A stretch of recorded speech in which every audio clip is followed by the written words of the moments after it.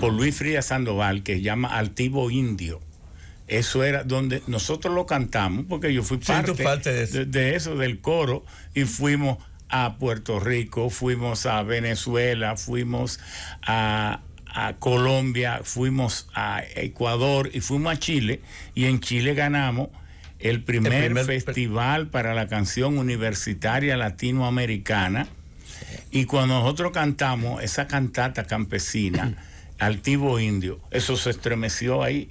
Ninfa del alma de Bienvenido Brents, bueno, Primaveral, tantas canciones, pero asimismo como nos metimos en el cante clásico, de Tchaikovsky, llegamos a cierto nivel polifónico. En los coros de las universidades no maduran tanto como los coros nacionales, que claro, son estables por la perentoriedad, por el breve plazo, tiempo que están en la universidad, y además porque el campo de estudio no es precisamente la música sí, necesariamente, pero de la UAS salieron, porque yo entiendo que Cecilia García, la misma Angelita Carrasco, que ha sido una de las artistas que más lejos han llegado, ella era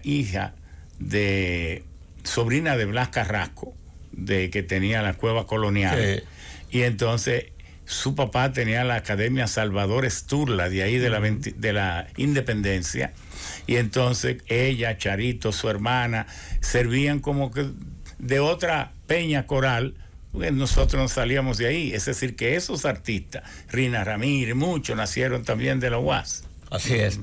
Y la parte, por ejemplo, en la parte de salud, cuando el país sufrió embates de la naturaleza, los famosos ciclones que atravesamos desde David hasta otros tantos.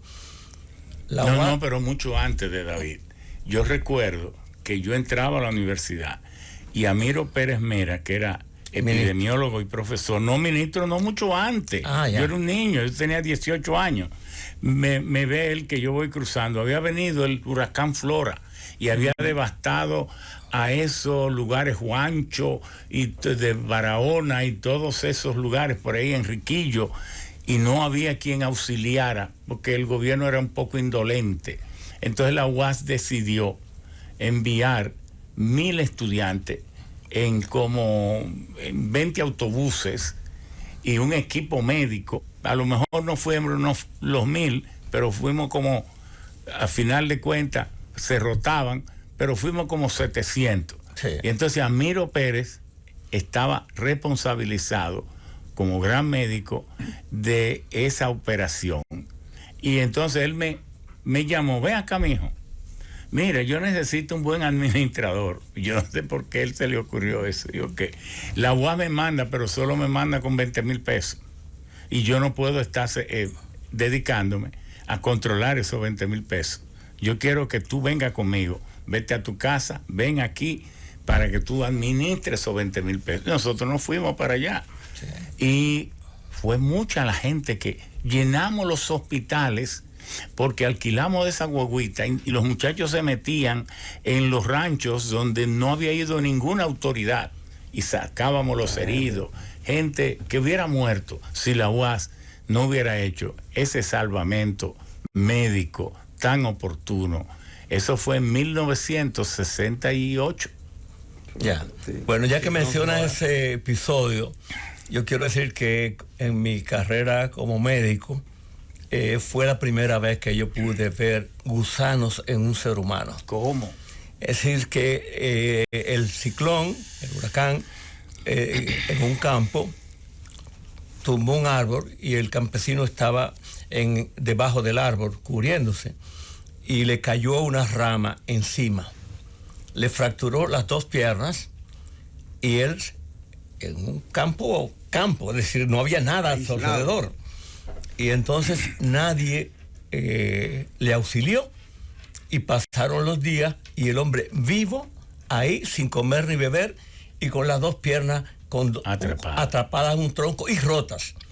Entonces tenía una herida provocada por una plancha de zinc en un costado Y claro, pasado unos días, inmediatamente la flora intestinal juega un papel muy importante en la defensa del cuerpo y en este caso también el proceso de infección, y tenía gusanos. Cuando yo vi aquello, realmente me asombré. ¿Y cómo llegaron a él? Porque la gente comentaba que faltaba fulano en los barrios, en los pueblos, sí, y en los campos. Se conocen todos. Se conocen todos, así mismo. Y entonces, al no aparecer esta persona, dieron la voz de alarma y alguien dijo, él estaba en su conuco, allá en su parcela. Y entonces un grupo fue allá a caballo y realmente nos trajo la noticia de que estaba atrapado y que no lo podían sacar porque era un tronco grande y el que estaba sobre sus piernas. Y así fuimos y lo rescatamos. Es decir, la universidad ha hecho aportes tan significativos, tan grandes al país, que realmente merece, se ha ganado el respeto, la valoración positiva. No, y la oposición a todos los intentos y pujos de dictadura en el orden político. Así es. El reclamo de la liberación de los presos. Hubo una vez que habían como 1,000 presos políticos y la UAS era el centro de donde se reclamaba todo. Sí. Y sus abogados, debo decir, claro, particularmente en este caso la Facultad de Ciencias Jurídicas y Políticas, jugó un papel de primer orden, haciendo inclusive la defensa, porque los agarraban presos y entonces eran personas que no tenían, muchos de ellos, ni siquiera cómo pagar un abogado. Y entonces los abogados... Ahora, una pregunta. Usted va a terminar eso que decía. Sí. Pero me surge, antes que se me escape. Conviene que las universidades estén siempre adheridas al gobierno de turno, porque a mí me parece que todo eso que ha hecho la UAS lo ha hecho porque no se adhiere ni sale a defender, por bueno que sea, a ninguna administración específica, sino a exigir el cumplimiento, y que la universidad interpreta que lo bueno que hace un gobierno lo hace porque es su deber, pero que no necesita elogio ni campaña de adulonería. Ese gesto de demostrarle al país que no se debe pedir mérito por lo que usted hace porque es su obligación. Ese gesto de exigir por encima de todo el cumplimiento de la ley, eso engrandece a la universidad. Claro. Pero es también un ejemplo a la sociedad. Por eso yo siempre he creído que hay entidades que siempre deben mantener su libertad. Así es. No sé si yo estoy equivocado. No, está muy en lo cierto. Las universidades, y particularmente en este caso que nos referimos a la UAS, es una institución que al mantener una distancia del gobierno central, también mantiene... ni debe ser hostil, tampoco, pero tampoco sumisa, no, la ni debe ser adulona. El concepto de universidad y de academia es de, primero, formar profesionales capaces, primera condición. Luego de eso, que ese profesional tenga la debida sensibilidad social, que al estar en contacto con lo que es la sociedad dominicana, eso que está ocurriendo en el plano nacional, de las carencias, de las limitaciones, que todavía tengamos gente viviendo en suelo de tierra, que todavía tengan techo de paja. No, gente viviendo en zonas tan vulnerables hace tanto tiempo que ya los huracanes conocen su cédula y su dirección y vienen a buscarlo porque ya se lo saben dónde están. Y los huracanes dirán, pero si los gobiernos no se ocupan de ellos, me lo han regalado a nosotros. Saben quiénes van a ser los damnificados, porque lo grave no es que haya 2 millones, que es alrededor la gente que vive en zonas vulnerables, en cañadas, en los diferentes pueblos, a orillas de río, en zonas inmundas, en pantanos, en todo esto se aproxima a 2 millones. Nosotros nos hemos puesto a hacer este ejercicio. Pero aquí no hay ningún plan. Entonces cada gobierno coge un barrio, pero en el país hay como 14,000 barrios. Coge un barrio para sacarlo de esa situación. El pasado cogió a la Barquita y se pasó 4 años con la Barquita. Este va con Domingo Sabio y se va a pasar los 4 años en eso. Con Domingo Sabio. Entonces la posibilidad de que le llegue a los otros 13,000 que están pendientes, tal vez si se crea otra vez y ocurre otro Big Bang y ocurre otra reorganización del cosmos, podrá lograr esa gente que se ocupen de ello. Doctor, pero no quiero abusar tanto de usted. Aquí hay otra persona que tienen la responsabilidad de hablar y que deben hablar. Porque Héctor Sánchez ha vivido vinculado al profesorado. Él es maestro, él es autoridad, pero también ha vivido vinculado al profesorado. Entonces muchas personas, entre ellos yo, cuando digo que con 200,000 estudiantes y 3,000 profesores, la UAS casi no debería decir que tiene 3,000 profesores. No que mienta, pero no destacar eso. Porque al destacar que son 3,000, con 200,000 estudiantes, está diciendo que son 67 estudiantes por cada profesor. Y uno de los criterios más sólidos para ver la calidad de la enseñanza, ya decía que la Universidad Complutense de Madrid, con 54,000 estudiantes, pero tiene 4,000 y tantos profesores, casi 11 estudiantes por uno, que Harvard tiene 2.1 estudiantes por cada profesor. Desde luego, la Harvard, creada en 1636, tiene también lo que se llama The Endowment Fund, el fondo de las donaciones más alto del mundo entero. Tiene cifra de esta mañana, 39.700 millones de dólares de fondo y unos ingresos de 5.800 millones y un nivel de gasto de 5.600 millones para un beneficio de 200 millones cada año. Pero y que la matrícula son 54,000 cada cuatrimestre. Son $54,000, pero tiene 22,000 estudiantes y entonces 6,600 son de grado y los otros de posgrado, porque es una universidad. Bueno, así mismo usted podrá ver las otras. Entonces, lo que quiero preguntarle al profesor, la UAS no necesitará una reforma profunda para alcanzar los niveles de calidad que quiere, y cuando dé demostración de que sabe lo que quiere, entonces marcharle al Estado. ¿Cómo va a ser que usted esté asignando de que 8 o 9 mil millones cuando la ley original decía que era el 5%? Porque no importa cuántas universidades privadas haya. Claro. Es que el compromiso del Estado en materia de educación universitaria lo cumple un sistema universitario, porque ya la UAS no es tanto una universidad, es un sistema universitario, como el de Puerto Rico, que es un sistema universitario con varios campos. En Mayagüez está lo tecnológico, en tal sitio está la medicina, en tal, y así mismo la UAS, que ya el propio presidente se destapa con la libertad de ofrecer centros universitarios a los pueblos, a las provincias. Es decir, ya lo que debemos hacer es una ley para convertir la UAS en un sistema universitario.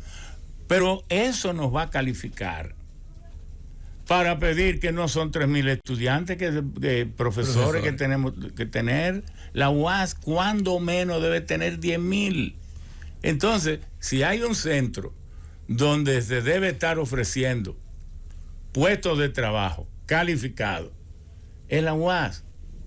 Porque no tenemos que aumentar mucho más la matrícula, porque también en ese número de 200,000 la deserción es tan grande que si cumpliéramos si lográramos reducir la deserción tan solo a un 10, ya sería un éxito rotundo. A usted le suelto esa cómoda pregunta. Bueno, tú sabes, Alburquerque, y todo lo que nos están escuchando en este importantísimo programa, que primero la educación no es mendicidad, la educación es un derecho universal.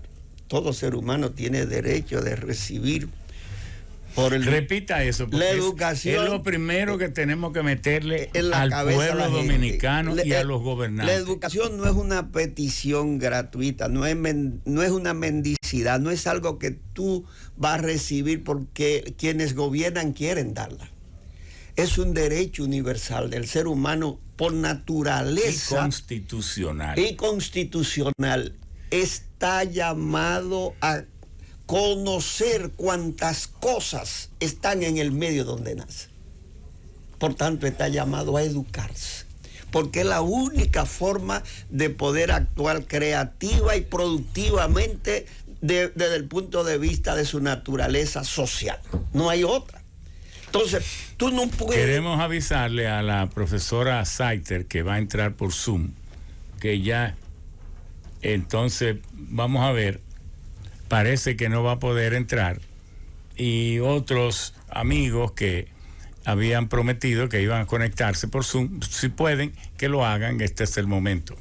Entonces, en República Dominicana se tiene el criterio de que la educación es un bien que lo otorga el gobierno, quienes gobiernen el país o las autoridades políticas a discreción. Y eso no es así. Es un derecho que está constitucionalmente establecido. El otro principio básico es que no puede haber educación, sobre todo de calidad, si no hay recursos suficientes destinados a la labor educativa. No es posible lograr una educación de calidad, que formemos profesionales altamente calificados, críticos, comprometidos, como decía Ravelo, si no hay recursos destinados a esa labor educativa, porque la producción de profesionales, de los recursos humanos calificados, es una actividad económica igual que cualquier otra actividad productiva. Entonces no puede haber producción de profesionales de calidad sin recursos suficientes. Eso no es posible. Como no puede haber ningún bien de calidad si tú no le destinas los recursos necesarios. Ahora, a eso. Eso yo creo que el pueblo sabe que aquí ha habido un cambio. Hace 8 años que aquí en las escuelas se hacían inversiones enormes y no tenían ni verja. Así es. Y que usted podía pasar por una escuela y entrar y orinar y hacer la necesidad en cualquier cosa. Las escuelas aquí eran así.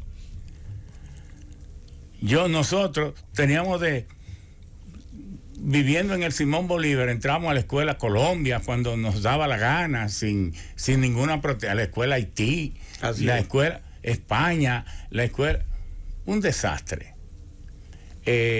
La presidente Trujillo, no, luego Juan Pablo Duarte, esa siempre tuvo una verja, porque ahí estaba el estadio Quisqueya y otras cosas.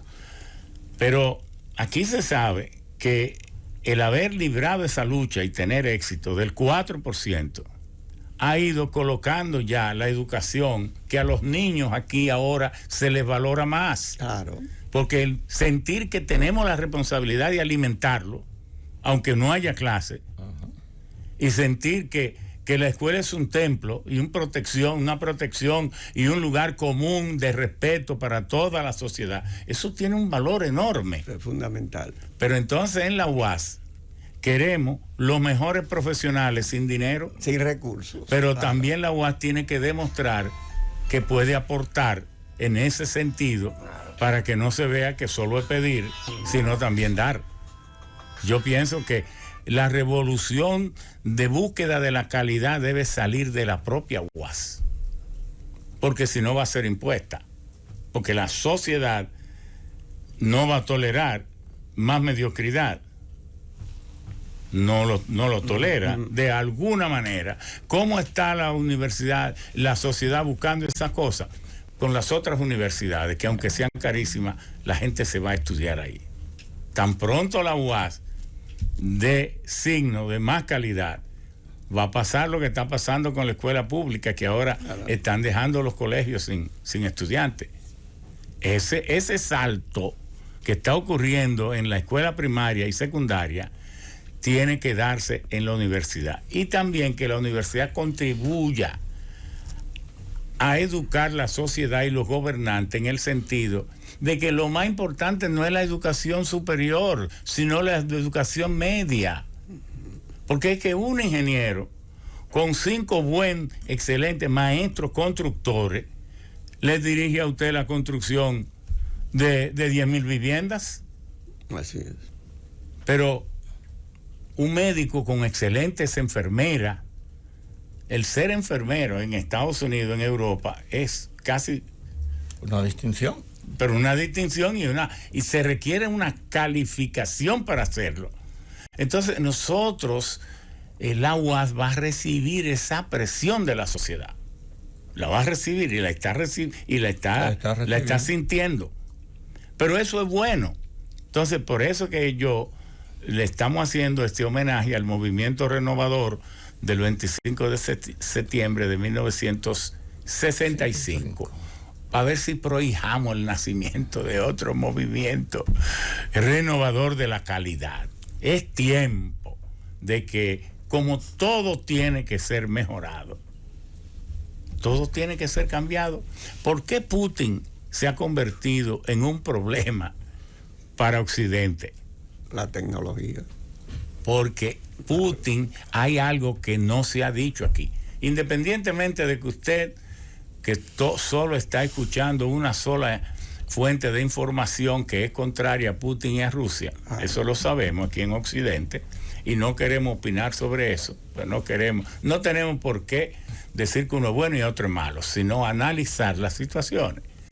Es que Putin encabezó el movimiento de renovación pudiéramos decir, de la tecnología en Rusia. Claro.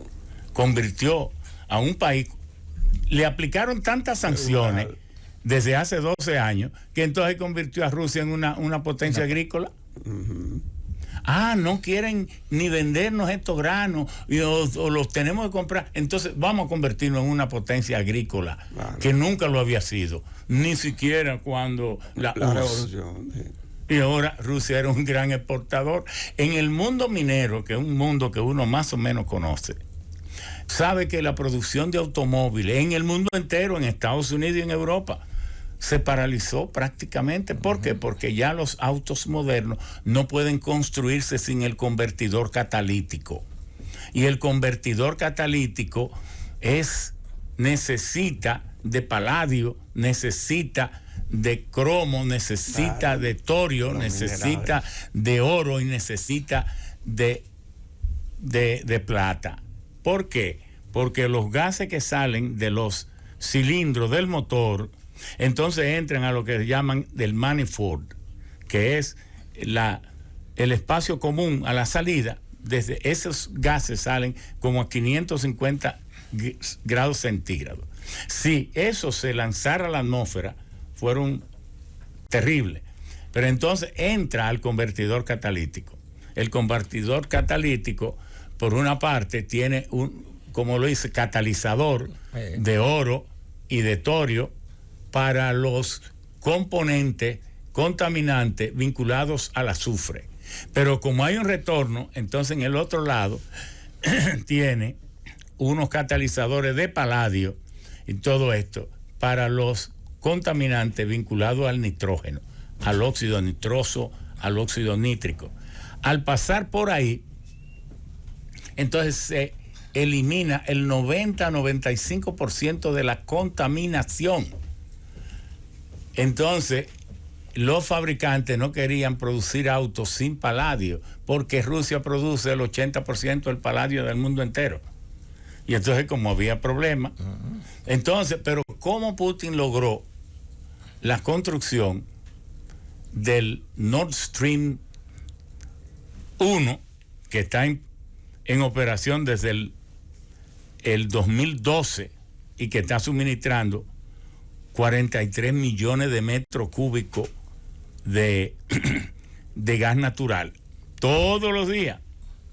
Y cómo logró incluso entenderse con Alemania, y el mismo ex canciller Gerhard Schröder es el presidente de la empresa Nord Stream 2, la que no ha podido certificarse con una inversión de 9,000 millones. Es decir, que lo que Estados Unidos se está encontrando ahora con una serie de oposiciones de los mismos países que Alemania no estaba en hacer nada contra Rusia ni contra Putin por esto de Ucrania. Lo ha hecho porque la Alemania todavía tiene 136,000 militares americanos en 12 bases porque perdió la guerra.